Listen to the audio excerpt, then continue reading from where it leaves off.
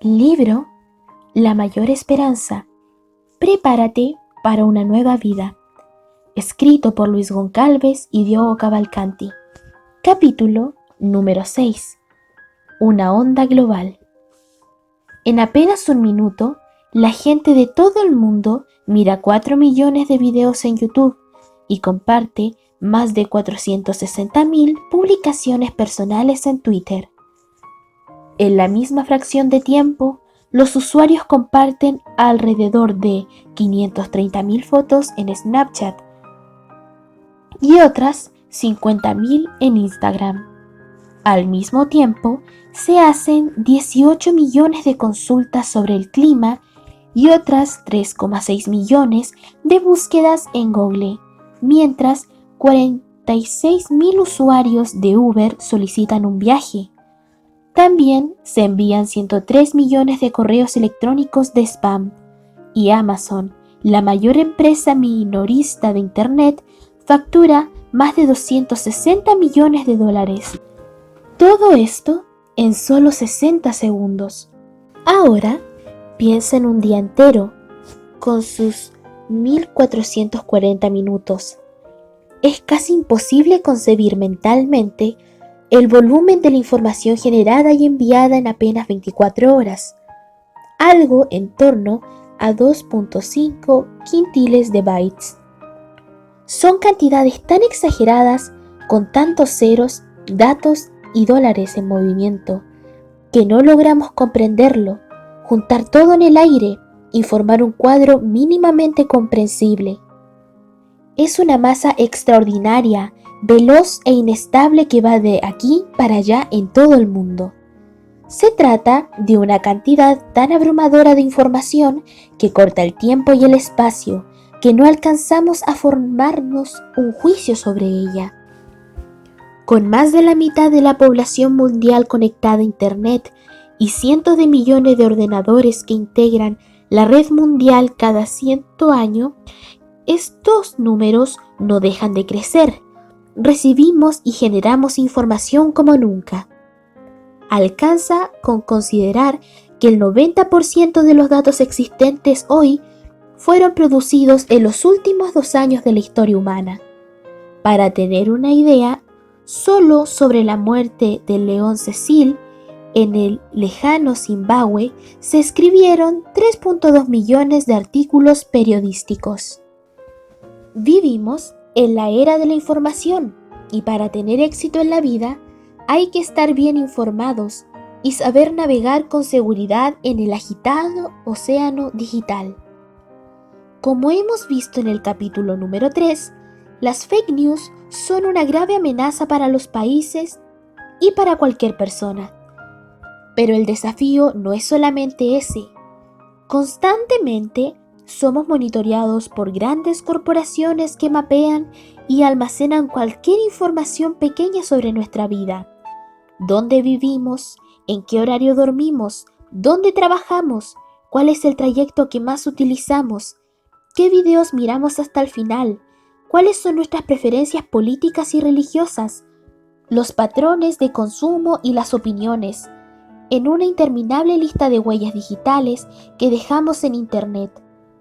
Los enlaces en los que haces clic y hasta tus expresiones faciales o el rubor de tu piel en ciertas situaciones entregan información sobre ti.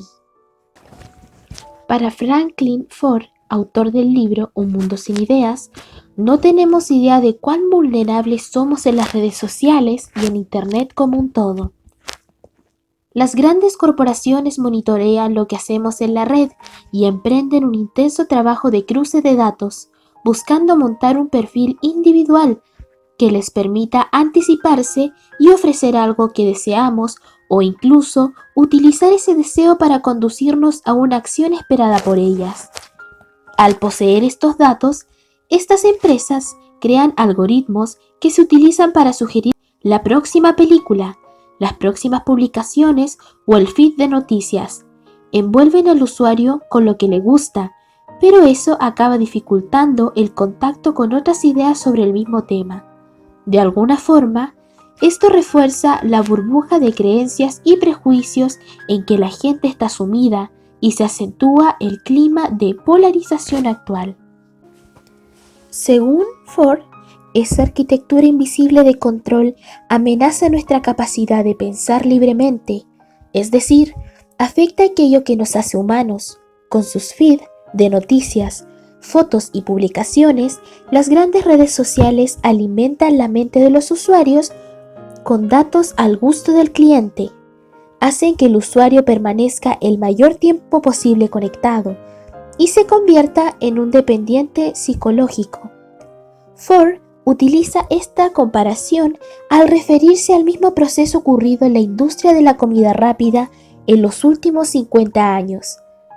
Es decir, la gente alimenta la mente con información distorsionada, innecesaria y potencialmente peligrosa para la construcción de su identidad y su visión del mundo.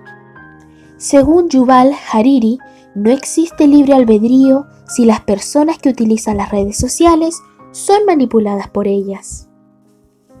A todas las naciones. La circulación rápida y global de información es un asunto profundamente ligado a la segunda venida de Cristo a la tierra. La realidad de la comunicación instantánea es una revolución tecnológica extrema, antes impensable. Por otro lado, los intereses que están detrás de esta comunicación global apuntan a preocupaciones reales. Como vimos, Jesús afirmó que el mensaje de la mayor esperanza alcanzaría a todas las naciones, pueblos o etnias de la tierra, y eso sería el último acontecimiento antes de su regreso. Y este Evangelio del Reino se predicará en todo el mundo como testimonio a todas las naciones, y entonces vendrá el fin. Por lo tanto, el alcance global del movimiento de Jesús antes de su regreso a este mundo indica que cada persona en la faz de la tierra será advertida en una comunicación total. Ante esto, surgen algunas preguntas. ¿Por qué cada persona necesita ser advertida? ¿Por qué ese acto será la última señal antes de la segunda venida de Cristo? Ezequiel da una sugerencia valiosa. Yo no quiero la muerte de nadie. Conviértanse y vivirán, lo afirma el Señor Omnipotente. En el regreso de Jesús, los destinos ya estarán decididos. Él viene para rescatar a todos aquellos que se convirtieron a Dios y aceptaron a Jesús como Salvador y Señor. Por lo tanto, Cristo nos invita todos los días y nos concede más tiempo y nuevas oportunidades para elegir el camino de la vida y prepararnos para el encuentro con Él. Después de todo, la gente no puede ser tomada por sorpresa. Necesita ser advertida para decidir mientras haya tiempo antes del encuentro con Él. La hora decisiva. No podemos jugar con nuestro destino, ni podemos ignorar nuestras debilidades. Tenemos que anticiparnos a las crisis. No sabemos si estaremos vivos mañana, ni siquiera dentro de 5 minutos. Una de las peores alternativas es procrastinar, dejar todo para después. Por eso, se nos insta a elegir el camino de la esperanza ahora, mientras haya vida y oportunidad, antes de que sea demasiado tarde. Este es el momento propicio de Dios. Hoy es el día de salvación. Muchas veces, Dios llega a representar solo un poco más que una cadena en el cuello, un talismán colgado en el coche o una frase grabada en un lugar cualquiera. Debido a nuestro ritmo frenético, muchos lo ignoran o lo relegan al último lugar en la lista de prioridades. Sin embargo, la verdadera fe va más allá de una relación superficial con Dios, como lo hemos visto en el capítulo número 5. Ella implica un vínculo profundo con Él, implica conocerlo, oírlo en su palabra y obedecer sus mandamientos. Estos mandamientos son la esencia de su carácter que se puede resumir en el amor. Dios es un ser relacional, es nuestro Padre, el amoroso Creador que desea profundamente redimir, liberar y salvar. Rechazar ese amor, abandonando nuestra fuente de vida, es locura. Jesús nos advierte, ¿de qué sirve ganar el mundo entero si se pierde la vida? Cuando priorizamos las conquistas materiales en una búsqueda egoísta, olvidándonos de Dios y de nuestros semejantes, decretamos nuestra propia destrucción. Al mirar hacia el futuro, Jesús señaló el ejemplo del pasado, porque los días antes del diluvio comían, bebían y se casaban y daban en casamiento, hasta el día en que Noé entró en el arca y no supieron nada de lo que sucedería hasta que llegó el diluvio y se los llevó a todos. Así será la venida del Hijo del Hombre. Por eso también ustedes deben estar preparados, porque el Hijo del Hombre vendrá cuando menos lo esperen. No hay ningún problema en casarse, alegrarse y vivir la vida. El problema es transformar todo eso en una experiencia egoísta y secularizada que excluya o ignore la realidad de Dios. Lamentablemente, muchas ceremonias de matrimonio y las propias bodas actuales se transformaron en un monumento al ego y reflejan exactamente lo que Jesús dijo que iba a suceder. Esto es una de las señales del tiempo en que vivimos. Misión imposible. Antes de ascender al cielo, después de la resurrección, Jesús les dejó una misión a los discípulos. Se me ha dado toda autoridad en el cielo y en la tierra. Por tanto, vayan y hagan discípulos de todas las naciones, bautizándolos en el nombre del Padre y del Hijo y del Espíritu Santo, enseñándoles a obedecer todo lo que les he mandado a ustedes, y les aseguro que estaré con ustedes siempre hasta el fin del mundo. La misión de los discípulos era alcanzar al mundo con el mensaje de Jesús. Ellos comenzaron su obra en Jerusalén en el año 31 después de Cristo, y en pocas décadas millones de personas en todo el Imperio Romano oyeron hablar de Jesús. A menudo los perseguían, expulsaban y los mataban por su fe. Los hombres y las mujeres y los niños eran lanzados al Coliseo romano para ser devorados por las fieras. En esa misma ciudad, cientos de miles de cristianos fueron sepultados en complejos túneles y galerías subterráneas. Allí, muchos cristianos también se escondieron antes de la oficialización del cristianismo en el siglo IV. Aunque los perseguían, ellos se mantuvieron firmes en su fe, y su ejemplo de piedad ganó el corazón de muchos, incluso entre sus mayores enemigos. La creencia en Jesús no dependía ni depende de la nacionalidad, el sexo, la edad o la posición social. En la pureza de esta fe no hay distinción ni privilegios exclusivos. Todos son iguales ante Dios, sin castas privilegiadas, un poderoso concepto que cayó como agua fresca sobre millones de corazones sedientos de esperanza. El mensaje de Cristo hablaba al corazón de judíos y griegos, ricos y pobres, señores y esclavos, hombres y mujeres, ancianos y niños. Miles se convertían a esa fe día a día en el periodo inicial de este movimiento, que no tenía ninguna relación con la política ni con el Estado. El amor y la serenidad de los cristianos, revelados en gestos prácticos, incluso bajo cruel persecución, convencían a más personas de conocer a Jesús y de ser como Él. En general, los cristianos eran ciudadanos honestos, procuraban ser trabajadores, eficientes, ejercían la caridad y adoptaban niños abandonados en los bosques, algo que era común encontrar en una época en que no se daba valor a los pequeños. En aquel tiempo, también había condiciones muy favorables para la comunicación, entre ellas la libre navegación por el mar Mediterráneo, una lengua internacional, el griego, y más de 80.000 kilómetros de carreteras que permitían el transporte rápido por tierra y el envío más seguro de correspondencia. Es decir, las condiciones del mundo en esa época eran favorables para que la fe en Cristo se internacionalizara. Aunque estos elementos eran importantes, el principal motor de la expansión de la fe en Jesús era el testimonio y el amor auténtico de los cristianos. La bondad, la firmeza y la coherencia de ellos era el argumento más poderoso en favor de su fe, y esos principios no provenían de ellos, era fruto del Espíritu Santo, a quienes ellos buscaban de todo corazón. Lo que parecía imposible ante los ojos humanos ocurrió gracias al poder divino que actuaba entre personas comprometidas con un gran ideal. Miles y miles de personas creían en el Salvador crucificado y resucitado. Según la Biblia, esto sucederá de nuevo y en una escala mucho mayor. De hecho, ya está pasando, como veremos a continuación. En medio del cielo. Apocalipsis describe simbólicamente el movimiento mundial de la predicación del Evangelio poco antes del regreso de Jesús. En el capítulo 14, 3 ángeles vuelan por el medio del cielo con los mensajes más solemnes alguna vez dados a los mortales. El primero de ellos tiene en sus manos el Evangelio eterno para predicar al mundo entero.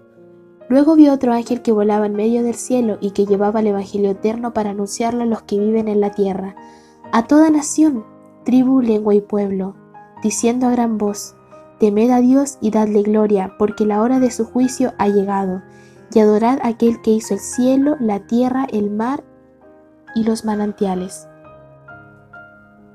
Este pasaje simbólico y profético tiene una importancia fundamental en nuestros días. Revela la dimensión global del último movimiento de predicación del Evangelio de Cristo. La acción del ángel representa la movilización de personas de carne y hueso, discípulos modernos que llevan el nombre de Jesús. El vuelo por en medio del cielo y el anuncio a gran voz indican el amplio alcance de este mensaje, que puede ser visto y oído alrededor del planeta. Por otra parte, hay una conexión en este mismo texto y la misión dada por Jesús de alcanzar a todas las naciones, la misma expresión que aparece en Mateo 24:14 y 28:18. La misión dada por Jesús se cumple en el periodo final de la historia, cuando el Evangelio eterno se predica a todo el mundo. Este texto simbólico de Apocalipsis 14, 6 y 7 no revela solo la extensión global del último mensaje predicado a la humanidad, sino también el contenido de él. Se trata del Evangelio eterno, del mensaje de salvación en Cristo anunciado en la Biblia desde el Génesis, cuando Dios le prometió a la primera madre que uno de sus descendientes pondría fin al dominio de la serpiente, que representaba el originador del pecado, Satanás.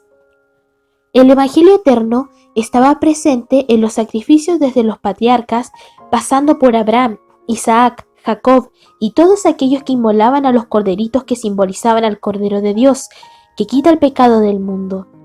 Eso continuó en los complejos rituales del tabernáculo de Moisés y del templo construido por Salomón. Esta fe atravesó los siglos y fue atesorada por personas en todas las edades hasta llegar a nuestros días. Dios tiene un único plan de salvación y ese plan se cumple en Jesucristo, quien murió, resucitó y ascendió al cielo. Intercede por nosotros en el santuario celestial, y muy pronto volverá como Rey de Reyes y Señor de Señores para establecer definitivamente el reino de Dios entre la humanidad. El mensaje del ángel también advierte sobre la llegada de un juicio. Se trata de un juicio que ya ha comenzado y que constituye una etapa fundamental para distinguir que seres humanos, de entre los vivos y los muertos, serán rescatados en el regreso de Jesús. Se trata del juicio que constatará quién, a lo largo de las edades, eligió volver al Creador de la vida y quién lo rechazó y se apegó a la muerte.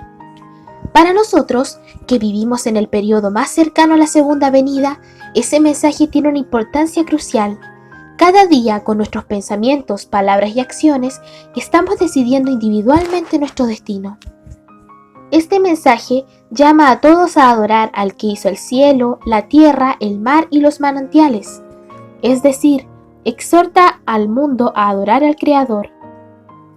A esta altura, es necesario abrir un paréntesis y retroceder un poco en el tiempo. En el siglo XIX, cuando los primeros mensajeros del advenimiento hicieron surgir un gran movimiento religioso en torno a la creencia del regreso de Jesús a la tierra, surgía también la teoría de la evolución, propuesta por Charles Darwin en el siglo XX. El evolucionismo ya dominaba el debate y el espacio público, conquistaba el estatus de hecho científico en vez de teoría, en libros didácticos, revistas y programas de televisión. En realidad, es posible constatar que existen microevoluciones que llevan a variaciones genéticas dentro de cada especie y que éstas prevalecen conforme a su aptitud para las condiciones del ambiente, según observó el propio Darwin. Sin embargo, hasta hoy no se ha descubierto ningún fósil intermedio entre especies y reinos animales que compruebe esa teoría. Al contrario, el registro fósil apunta a la aparición simultánea de todas las especies. ¿Qué te sugiere eso? A pesar de las debilidades fatales del evolucionismo, que no se cuentan en los libros didácticos ni en los documentales de televisión, esta teoría domina la enseñanza pública. Al mismo tiempo, la creencia en el creador ha sido puesta en ridículo, pero muchos no se dan cuenta de que se necesita mucha más fe para creer en la vida que surge de los minerales que creer en un diseño inteligente para la existencia de la vida en el planeta. Nadie está obligado a creer en el creador, pero el mensaje del primer ángel apela a que el mundo lo reconozca, encuentre vida en él y sea salvo. Todavía hay un detalle fundamental más en esta invitación a adorar al creador. La fraseología remite a uno de los 10 mandamientos de la ley eterna de Dios. Se nos llama a adorar al que hizo el cielo, la tierra, el mar y los manantiales, y esas palabras solo están en el texto del cuarto mandamiento, que también llama a las personas a recordar la adoración al Creador. Acuérdate del sábado para consagrarlo. Trabaja 6 días y haz en ellos todo lo que tengas que hacer, pero el séptimo día será un día de reposo para honrar al Señor tu Dios. No hagas en ese día ningún trabajo, ni tampoco tu hijo, ni tu hija, ni tu esclavo, ni tu esclava, ni tus animales, ni tampoco los extranjeros que vivan en tus ciudades. Acuérdate de que en 6 días hizo el Señor los cielos y la tierra, el mar y todo lo que hay en ellos, y que descansó el séptimo día. Por eso, el Señor bendijo y consagró el día de reposo. Presta atención a la repetición de palabras y al tema que se encuentra solo en el mandamiento sobre la observancia del séptimo día, el día de reposo, una palabra que lleva el significado original de descanso en español y en hebreo Shabbat, así como en otros 70 idiomas. Observa las semejanzas de estos ejemplos. Asbat, árabe, Shabbat, armenio, sabato, griego, sabtú, indonesio, sabato, italiano, subota, ruso, saptu, sudanés, shanivar, sánscrito, shambí, persa, yomesab, día sábado turco y saptoe, javanés. Esta etimología del sábado se encuentra prácticamente en toda América Latina y en los continentes, incluyendo los lugares más lejanos y aislados como la Polinesia y el Extremo Oriente. En toda la humanidad hay un recuerdo antiguo compartido del que el séptimo día es el día de descanso, lo que apunta al reconocimiento de Dios como creador. Es curioso pensar que el cuarto mandamiento de la ley de Dios es el único que comienza con la expresión acuérdate. Recordar tiene que ver con la memoria, con la reminiscencia y con rescatar algo que se ha perdido, pero que puede ser reencontrado. El mandamiento del sábado tiene exactamente esa característica. Acuérdate, presupone que el sábado podría ser olvidado, pero que sería recordado. Fue dado en la creación para toda la humanidad. El hecho de que haya sido olvidado no significa que haya perdido su validez. La ley de Dios, como se muestra en los 10 mandamientos, es eterna y nunca pasará, según el mismo Jesús afirmó. Les aseguro que mientras existan el cielo y la tierra, ni una letra ni una tilde de la ley desaparecerán hasta que todo se haya cumplido. Todo el que infrinja uno solo de esos mandamientos, por pequeño que sea, y que enseñe a otros a hacer lo mismo, será considerado el más pequeño en el reino de los cielos. Por otra parte, la observancia de los 10 mandamientos se describe como una de las características distintivas del pueblo de Dios en el tiempo del regreso de Jesús.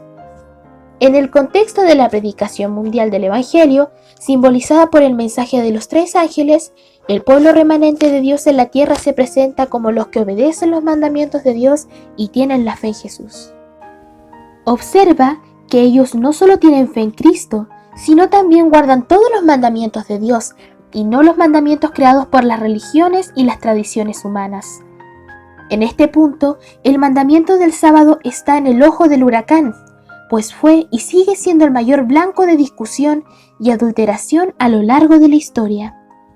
Aunque Jesús, María y los apóstoles y otros discípulos de Cristo guardaron el sábado, este mandamiento sufrió terribles ataques a lo largo de la historia, justamente por ser el único que señala a Dios como el Creador.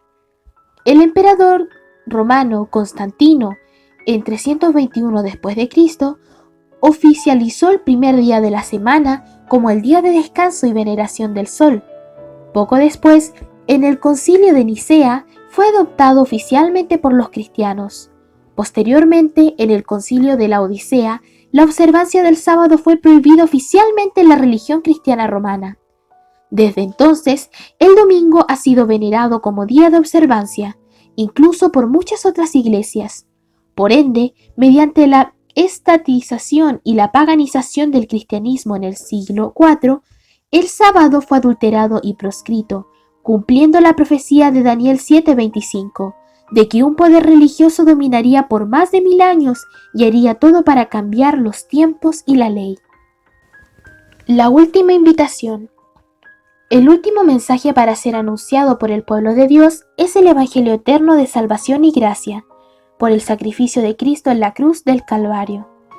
Sin embargo, también es un mensaje que nos invita a una reforma, a un regreso a la fe original, a la creencia en el Creador y a la observancia de todos los mandamientos de Dios. Este aspecto será fundamental en la última crisis de la historia humana. El sábado será la gran prueba de lealtad, pues es el punto de verdad especialmente controvertido. Cuando la prueba final le sea aplicada a los hombres, entonces se trazará la línea de demarcación entre quienes sirven a Dios y quienes no lo sirven.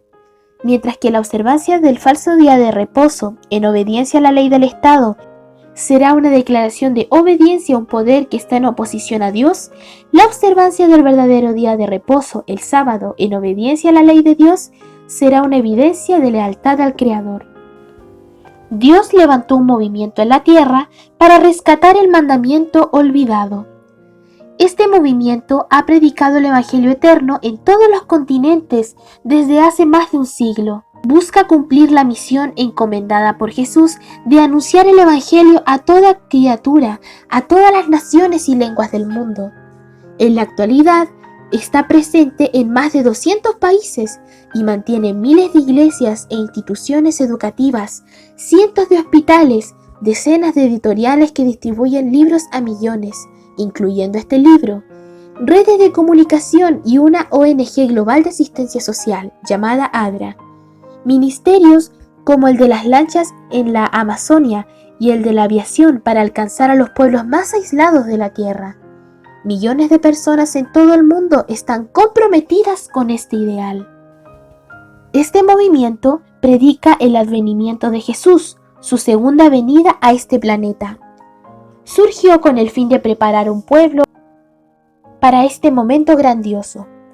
Invita a personas de todas las creencias, confesiones, religiones e incluso aquellos que no tienen una formación religiosa a considerar de este asunto con cariño y tomar una decisión conforme a la palabra de Dios y la conciencia individual. Dios tiene su pueblo esparcido en todas las iglesias, religiones y ciertamente entre muchos cuestionadores sinceros que condenan los abusos de la religión y algunas creencias distorsionadas que no constan en la Biblia. Entre las más perniciosas de estas enseñanzas está la doctrina del infierno eterno, que retrata al santo Dios como si fuera peor que Hitler. En realidad, muchos escépticos no rechazan a Dios, sino a la deidad vista a través de las lentes distorsionadas de las tradiciones religiosas, y Dios, quien conoce cada corazón, lo sabe. Dios llama a todos en el tiempo del fin, invita a que se alejen del engaño, el paganismo y la apostasía. Salgan de ella, pueblo mío, para que no sean cómplices de sus pecados. Una vez más, personas de todos los orígenes, clases sociales, lenguas y culturas son llamadas a prepararse para el encuentro con Cristo.